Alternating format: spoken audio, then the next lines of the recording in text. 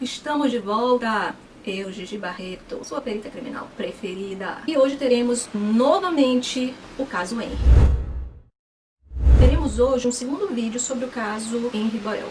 No primeiro, poucas informações nós tínhamos. E a live ela veio justamente para conversarmos sobre e também dar aquela pressionada. Como assim, Gigi? Quem acompanhou viu que eu disse o quê? Que dificilmente esse caso seria resolvido.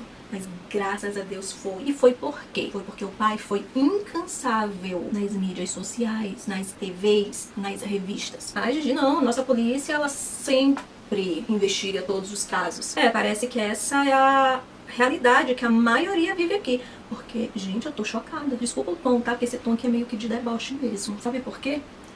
A grande maioria veio me dizer que como que não vai ser resolvido? Esquecem que nós estamos no Brasil. O Brasil, o brasileiro que há. Por isso que o Brasil é dessa forma. Eu quero ver você me responder quantos casos resolvidos foram na sua cidade, no seu estado. Então, este canal é para pessoas que querem aprender, que entendem que precisam saber mais e mais até para se defender, como aconteceu no último vídeo que eu trouxe para vocês. Se não fosse o meu olhar pericial, sabe-se lá o que teria acontecido aqui no prédio. Mas nem tudo está perdido não, porque eu sei que você tem esse olhar diferente. E é por isso que você está aqui. Tanto que teve alguns comentários muito interessantes no segundo vídeo. Mas sacadas que eu não tinha dito, porque eu não disse tudo do último vídeo também, tá? Agora vamos voltar ao caso Henry Borel. Como eu tinha dito para vocês, dificilmente, realmente, eu não acreditava que ia ter continuidade esse caso. Que não iria chegar a um denominador comum. Por quê? Muitas pessoas disseram assim, ah, Gigi, tá passando pano pra mãe, para o padrasto. Se fossem inteligentes, teriam entendido isso. Se eu disse assim, esse caso não vai ter solução, porque estamos no Brasil, né, pessoas poderosas envolvidas. Vamos lá, raciocinem. Eu estava falando de quem? Do padrasto ou do pai? O pai é poderoso? O pai é de família poderosa? É o pai do Henry Borel que tem um histórico aí na mídia, não há nada julgado aqui. Mas existe aí uma grande fala. Inclusive tem um jornalista, tá? Um jornalista que ele afirma que ele foi tanto pelo pai quanto pelo Dr. Jairinho, tá? Então, eu estava falando de quem? Eu estava falando de quem? Era do pai! Voltando ao caso. Ah, mas antes, seguir a nossa página no nosso canal. Não está aparecendo as notificações para você? Você primeiro vai retirar a notificação, tá? E depois você coloca novamente. Se não der certo, aí você deixa de seguir e segue novamente. E aí isso faz com que o algoritmo entenda que você realmente quer ver em primeira mão o que eu trago aqui. E também, claro, se você considera que esse vídeo é importante para outras pessoas compreenderem que não é falado aí, vai fora, compartilha esse vídeo. Antes, mas sobre o tema, eu quero trazer umas reflexões para vocês. Já comecei a primeira, né? Se não fosse toda a questão midiática, o que teria acontecido com o caso? E claro, também, não é só a questão midiática. Teve uma investigação boa. Há um segundo momento. Teve. Vocês vão entender mais tarde, ao longo do vídeo, porque eu estou falando num segundo momento. Porque houve uma falha em um primeiro momento da investigação. A violência que nós acompanhamos no caso do Henry Borel não é única. Quantas outras crianças estão vivendo o que infelizmente essa criança viveu? E ainda mais nessa fase da pandemia. Elas estão agora dentro de casa com os seus algozes. Pais, mães, padrastos, avós, tios. E sem ter a quem pedir socorro. Aumentou o número de ocorrências. Ah, mas é somente na classe C e D? Não. Na classe C e D fica mais notório. Na classe A e B, mais escondido. O próprio pai do Henry Borel, ele falou, ele temia pela vida dele. Ele se arriscou pela vida do filho para a verdade vir à tona. Porque, primeiramente Deus, eu creio muito em Deus. O que aconteceu do laudo dos médicos legistas foi um laudo muito bem feito. Foi um laudo que não houve omissão, mesmo diante de alguém com poderes envolvido. Os peritos que assinaram, por isso que foram 8 peritos, 6 ou 8, fica a dica, quanto mais perito assina, é porque o caso é mais brabo. Porque um só levar nas costas algo que tem alguém em cima, normalmente só um não dá conta. E mais um ponto de reflexão para finalizar, voltando à violência infantil. A criança, ela dá sinais. A criança, ela dá sinais dessa violência. O Henry deu sinal. O pai já estava em alerta. Ele não podia fazer muita coisa porque não tinha nada que comprovasse a autoria.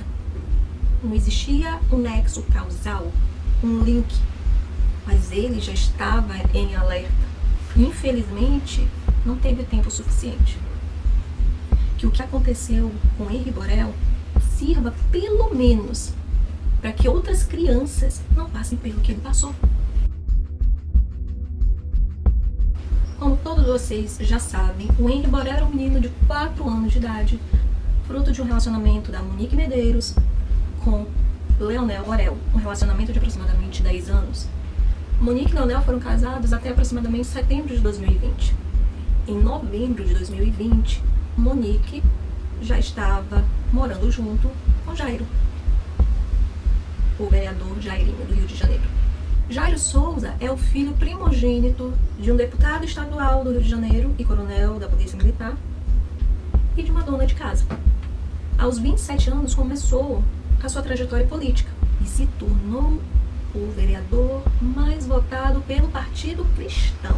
Nesse mesmo ano da sua primeira vitória política, em 2004, ele se formou em medicina, profissão que ele nunca chegou a exercer por conta da sua dedicação política. Ele teve mais 3 vitórias consecutivas na política. Foi casado com uma dentista com quem ele teve 2 dos seus 3 filhos. Até o dia da nossa live, não tinha vindo à tona o currículo, digamos assim, extenso do Dr. Jairinho em relação à violência infantil.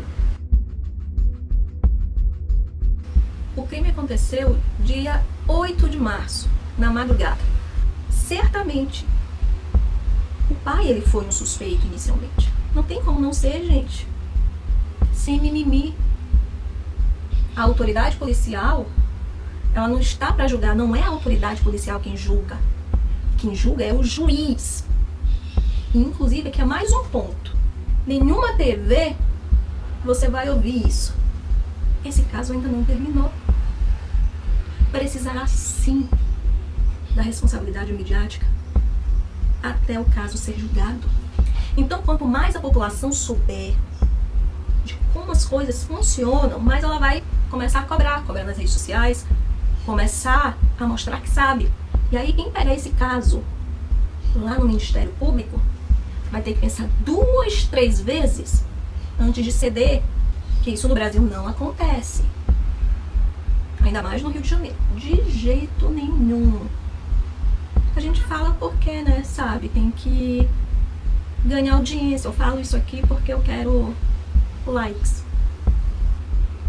Por que que o pai, ele foi a um primeiro momento sim suspeito? Foi um dos suspeitos. Não tinha como se descartar isso. Porque ele passou o dia com o Henri. E a própria mãe, em uma das suas entrevistas com Cabrini, ela falou em alienação parental do pai. E o pai, em todo momento, ele tomava o cuidado para não colocar a pessoa da mãe do seu filho como suspeita. Ele colocava o Jairinho. Então, no dia anterior ao fato, no domingo, no dia 7 de março, o Henri passou o dia inteiro com o pai, porque era de costume ele passar o final de semana em companhia do pai.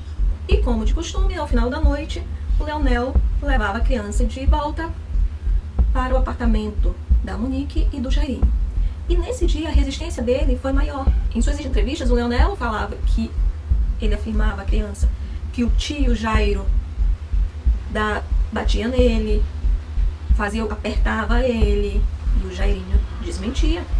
Nesse dia, a resistência foi tanta que a criança chegou a vomitar. O pai conseguiu amenizar a situação, deixá-lo mais tranquilo e o levou. Quando o Leonel, ele afirma que a criança vomitou por conta da resistência de ir para a casa do Jairinho e da Monique, pode surgir o quê? Uma dúvida. Será que ele está inventando ou está falando a verdade? Aí a investigação ela vem para sanar essa dúvida.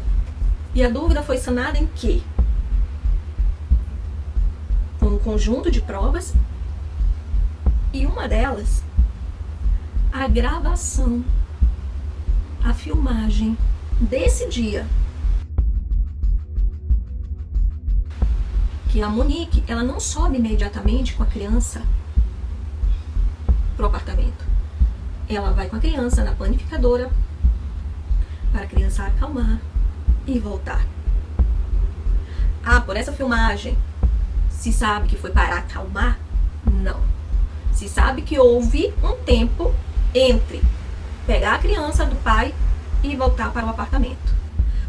Com a investigação, as provas, elas vão se juntando e criando corpo em uma hipótese. Qual outra prova entra nesse contexto? E é importante logo na fase inicial, até mesmo para a investigação deixar de gastar energia com o Leonel Borel como suspeito. As próprias conversas trocadas entre Leonel e Monique, onde Monique afirma que a criança não gosta de estar lá, que ela chora a noite inteira, e o pai faz o quê? Reforça na criança o amor da mãe por ele, de quantas coisas legais ele vai fazer.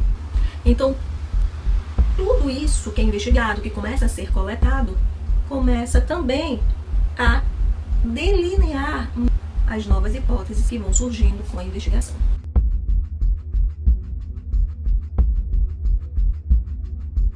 Monique deu banho no Henry, o colocou para dormir na cama do casal, no quarto do casal, e foram assistir a uma série. É importante aqui salientar que os dois, eles afirmam que a criança acordou umas 3 vezes durante a noite, né, sem motivo aparente. E Monique voltava e colocava para dormir.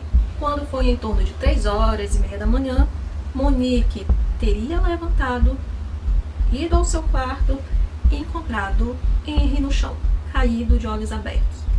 E ali percebeu que ele estava respirando mal e já estava um pouco frio. O Jairo teria colocado uma manta na criança e levaram para um hospital próximo onde moravam. Aqui é importante já frisar isso, a mídia ela já trouxe, sabe? E aí já começou a bater em cima disso. Quem ia dirigindo o carro era o Jairo, médico, e quem ia fazendo a massagem cardíaca era a Monique, que não tinha nenhuma formação médica. Monique, eles afirmam que a criança ainda chegou viva no hospital, mas o que está no prontuário médico é completamente diferente. A criança já chegou morta. Então aqui já há uma incongruência. A investigação tem que trabalhar em cima disso. Qual foi a investigação que trabalhou em cima desse ponto, para sanar esse ponto? Foi a investigação tradicional ou a científica? Nesse caso aqui, a científica. A reprodução simulada, ela trouxe os quesitos formulados pela autoridade policial. Era se Henry chegou ou não já morto no hospital. Pouco se tem dito, mas parte dessa investigação se deve à ética que as duas médicas tiveram no momento que elas declararam a morte de Henry como suspeito. Porque depois ficou sabido que o Jairinho tentou de inúmeras formas persuadir que a morte não fosse declarada suspeita, para que não fosse ao IML, que o corpo fosse liberado logo para ser enterrado. Porque afinal o corpo fala, quanto mais cedo ele fosse enterrado, menos perguntas seriam feitas. E aqui vale ressaltar um ponto importantíssimo. Hoje em dia os médicos eles já estão com um olhar mais atento para situações como essa. Por quê? Precisa ser dado o alerta. Então, num caso desse, o médico, para se respaldar, inclusive, precisa deixar tudo registrado para que seja feito um BO. E foi isso que aconteceu. As médicas prontamente perceberam que a situação em que a criança chegou não era compatível com a história que o casal contava, que a criança teria caído, que inclusive é clássica, a queda. E a criança já tinha chegado morta. Havia já sinais de morte recente. No prontuário já estava descrito, as médicas colocaram, que já havia rigidez mandibular. A rigidez, ela não começa 20 minutos depois da morte. Ela começa em torno de 2, 3 horas. Como ele é uma criança, o corpo menor, Claro que o processo dele vai ser mais rápido do que em adultos. Não há nada na literatura que diga que o processo de rigidez cadavérica comece antes de 1 hora após a morte. Por que na região mandibular? Justamente onde começa o processo de rigidez cadavérica. Migra, começa na mandíbula e migra no sentido crânio-cauda. Então, se você quiser conhecer um pouco mais dos processos cadavéricos de decomposição, tem um vídeo aqui no meu canal.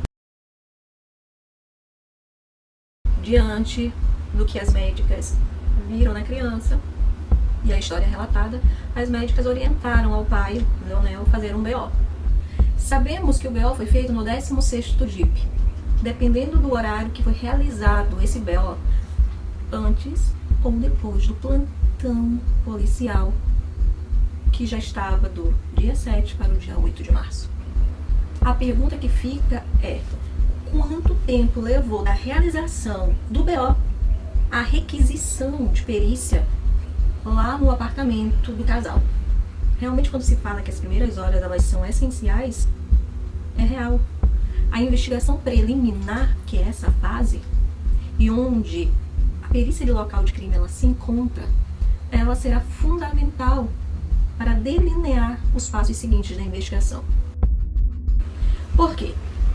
Porque todos nós sabemos que o que ocorreu, a empregada, ela desfez o local.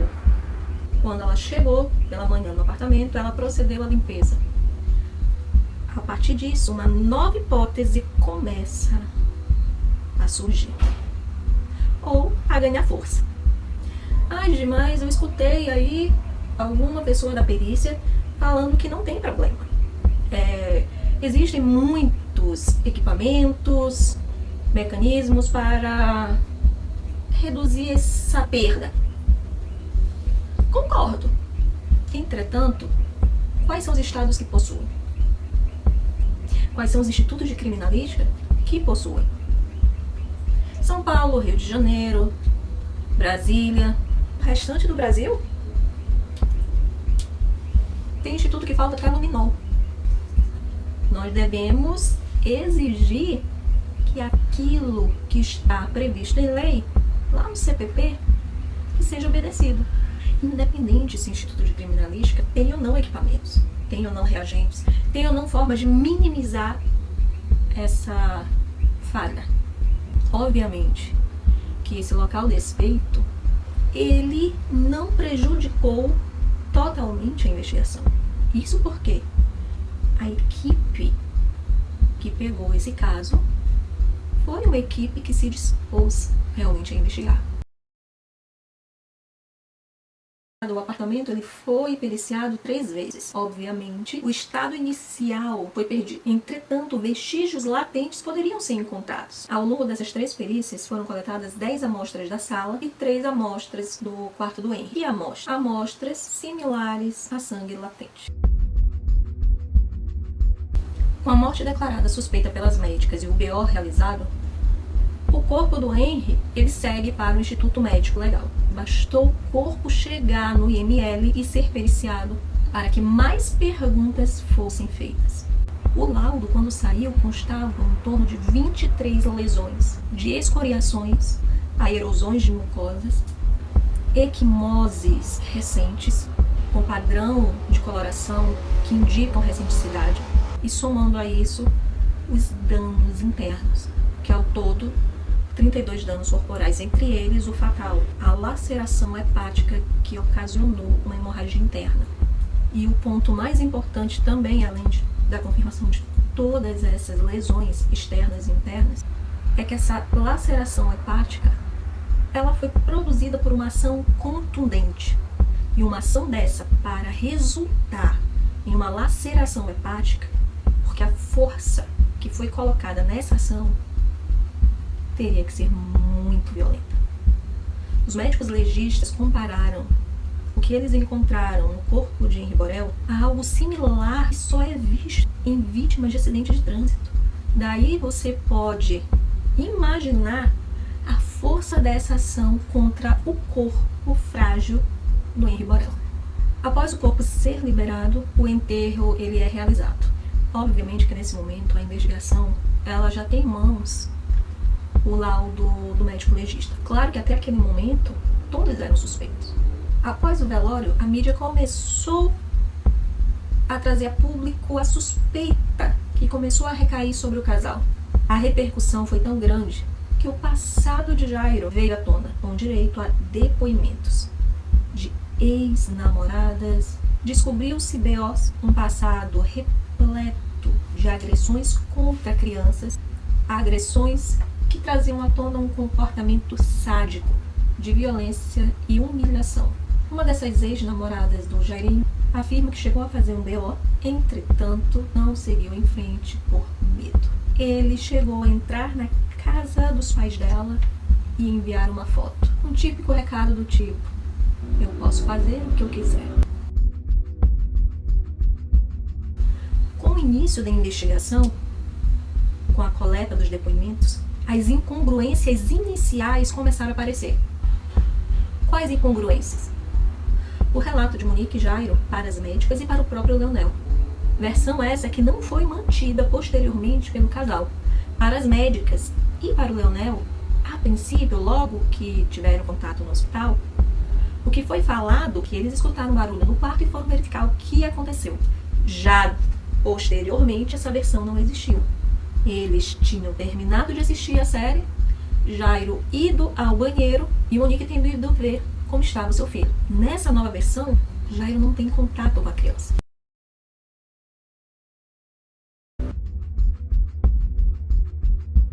A babá, que anteriormente havia dito que não havia conflito nenhum dentro do apartamento, voltou atrás. Por conta disso, o telefone dela foi apreendido, conversas que foram apagadas foram recuperadas. Como que isso aconteceu? Poucas polícias civis do Brasil possuem essa tecnologia, que é uma tecnologia israelense, o Cellebrite. A capacidade de forçar a quebra de senhas mais difíceis e de smartphones mais recentes, até recuperar mensagens de WhatsApp.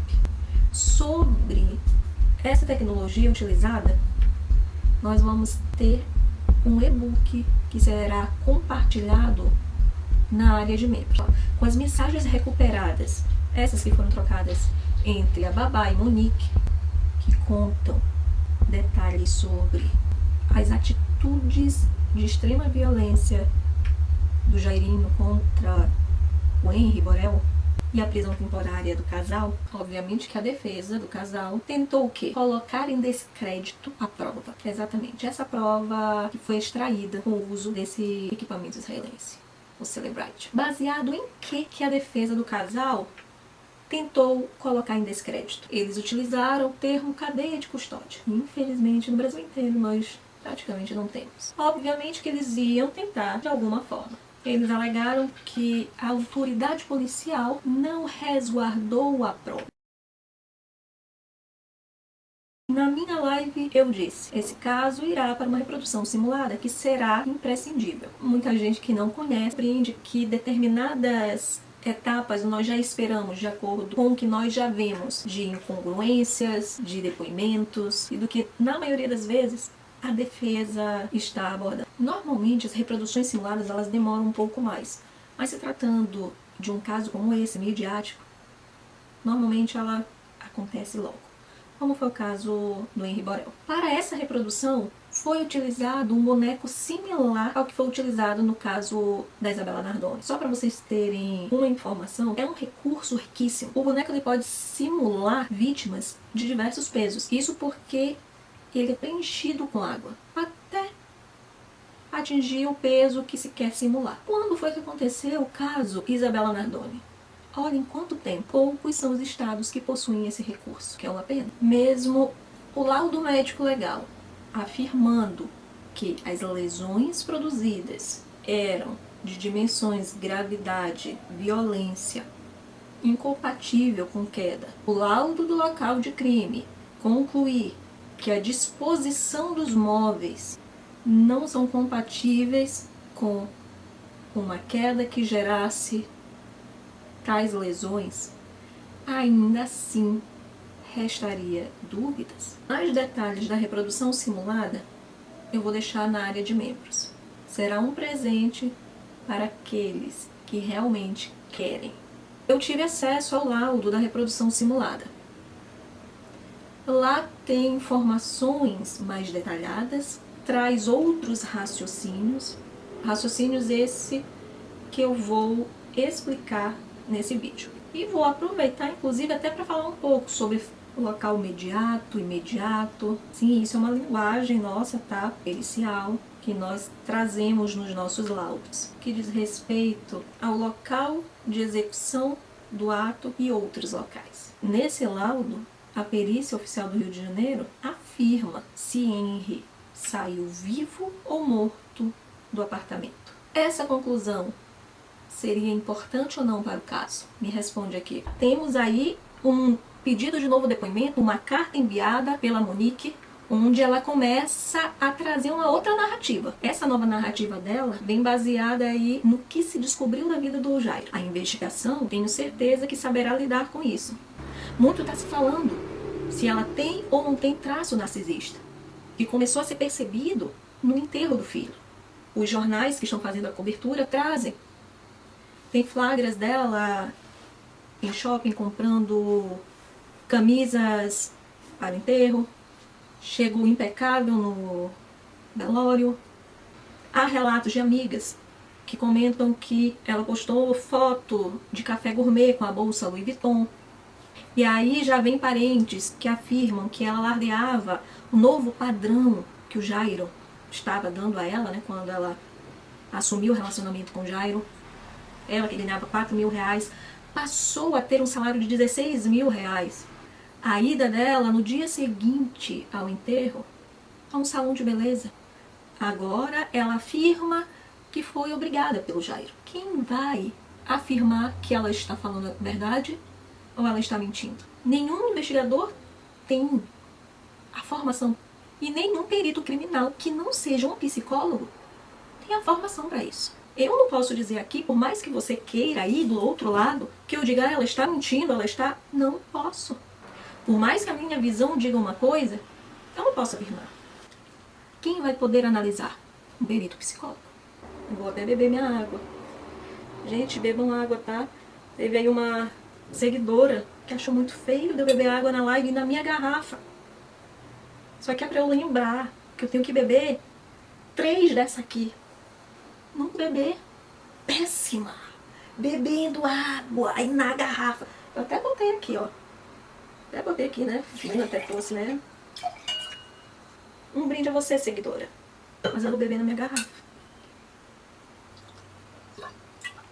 Quem quiser tirar aí uma dúvida do que o perito psicólogo faz, vai no caso que eu tenho aqui sobre Vanessa Camargo, que foi morta pelo marido em Goiânia.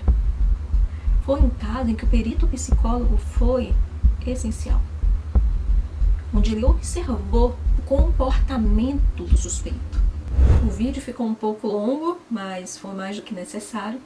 Vocês perceberam que muitos desses raciocínios, eles não são trazidos pelas mídias, se traz as informações. Se você acredita que esse vídeo é necessário para mães, pais, compartilhe. E eu te espero no próximo vídeo.